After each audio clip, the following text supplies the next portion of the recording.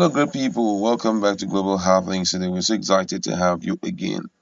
Peter Obi is having more age than other politicians who are vying for the position of presidency come 2023. This as a result of the level of marginalization the Southeast have suffered. This time around, it's coming from the mouth of one of Nigeria's most reputable religious leader, talking about Paul Enenche as he lambasted APC and PDP for refusing Southeast ticket.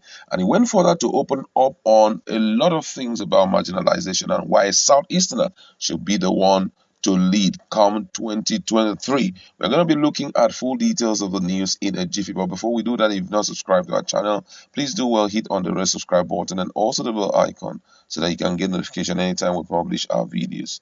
Now, according to the news, Pastor Paul Enenche of Dunamis International Gospel Center on Tuesday lambasted Nigerian politicians and leaders of major political parties for denying Southerners ticket for the 2023 presidential elections. Speaking during the healing and deliverance service at the church headquarters, Glory Dome, Abuja, on Tuesday, the fiery gospel preacher lamented how ethnic and religious groups are being marginalized in the country. The clergyman claimed major political parties, including the People Democratic Party (PDP) and the ruling All Progressive Congress (APC), should have zoned the presidency to Southeast to calm the ongoing agitation for secession.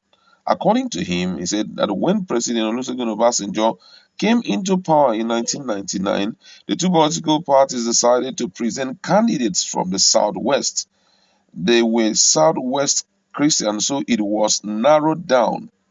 At this time now, let me ask a question. What is wrong if it was narrowed down to Southeast?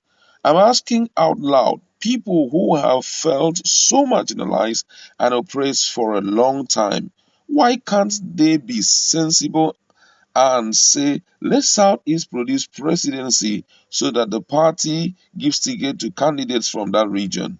Who says that such cannot calm down the agitation in that area and also give that region some sense of belonging?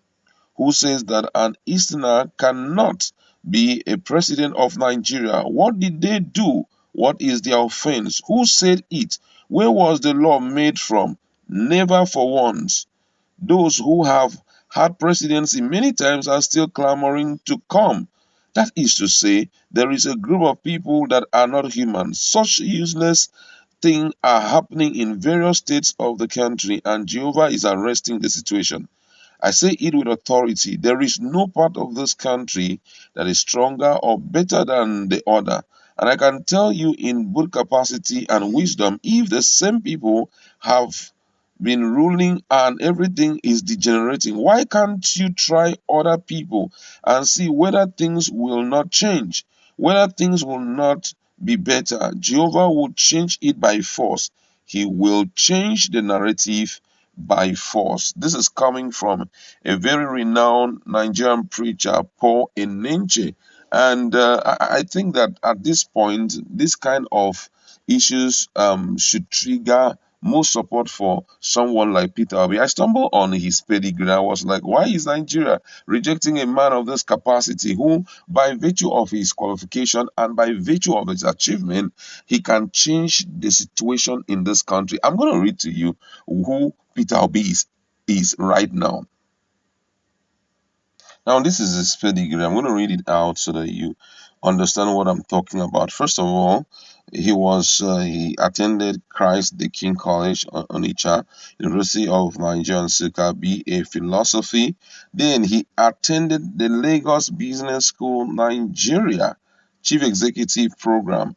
He went to Harvard Business School, Boston, USA, Meet to Meet Marketing, Harvard Business School, Boston, USA, Changing the Game, London School of Economy, Financial Management stroke Business Policy, Columbia Business School, New York, USA, Marketing Management, Institute for Management Development, Switzerland, Senior Executive Program, Institute for Management Development, Switzerland, Breakthrough Program for CEOs, Kellogg's Graduate School of Management, USA, Advanced Executive Program, Kellogg School of Management, USA, Global Advanced Management Program, Oxford University, said Business School, Advanced Management and Leadership Program, Cambridge University, George Business School, Advanced Leadership Program. Those are the programs and the institutes that he has attended. Now you look at the previous positions that he has held before now. He had been the governor of Anambra State from 2006 to 2014. He has been an honorable special advisor to the president on finance till May 2015. Member Presidential Economic Management Team till May 2015, Vice Chairman Nigerian Governors Forum 2008 to 2014, Chairman Southeast Governors Forum 2006 to 2014, former Chairman Board of Security and Exchange Commission ESEA, former Chairman Fidelity Bank Nigeria, former Chairman Guardian Express Mortgage Bank Limited, former Chairman Future View Security Limited, former Chairman Paymaster Nigerian PLC, former Chairman Next International Nigerian Limited, former Director Guardian Express Bank PLC. This is the kind of pedigree that we can say can change the narrative of Nigeria. I'm telling you, imagine the number of business school this man has attended and which has shaped him to become who is who. You know, there are other people who we are searching for their pedigree and their educational qualification. No one can really lay hand on any. We are hearing story day after day. But imagine someone with this level. And that's why I must say this, that someone must not come from a particular state, a particular local government, a particular region, a particular religion for you to allow him to lead. Now, we've tested virtually everyone from all these key regions who have so many politicians who can be trusted. Why don't we give Southeast a chance? Now, you know, what Paul Enenche is saying cannot be fixed in APC or PDP. Reason being that they have already conducted their primaries. They have already selected the person who is going to lead them in. That's who's going to go for presidential position in 2023. But we still have someone who is juggling, you know, to be a part of that presidential election. And, you know, that's when we see the reason why we should give them a chance. His profile alone speaks so well. He has been in executive position for so many years. Apart from that, he has the way without in terms of academic qualification, in terms of ex-party, he has the way without to lead the country. Now, why don't we give him the chance?